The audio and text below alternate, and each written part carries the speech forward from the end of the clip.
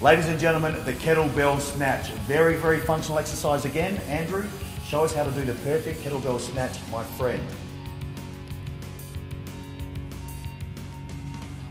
So you need to have a look at the exercises we've done previously here before you move on to the Kettlebell Snatch. So Andrew, you're the man for the job to break it down and tell us exactly how to perform this exercise correctly. Yeah, Nick, when we're doing the snatch, once again it's a ballistic exercise and it's a progression of the swing. Right. So we need to make sure we can do the swing properly before we progress to the snatch. And how about the overhead press? Is that going to give us the stability in the top position as well? Absolutely. Should we perform that?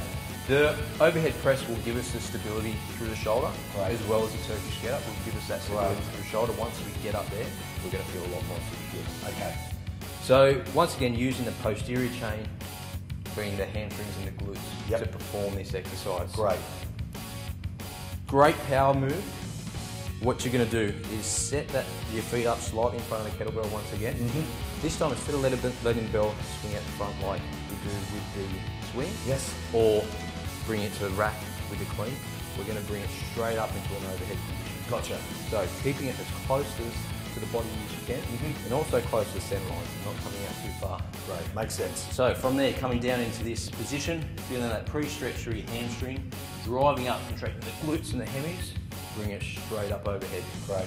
So all the power again is coming from the glutes, the hams, and it's the momentum from that explosive contraction that gets it to the top. Absolutely. All the power is pretty much generated by the time the bell is here.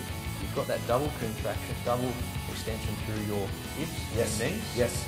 And from there, the bell travels under its own force that you've generated there. Great. Back up to that top position. Okay.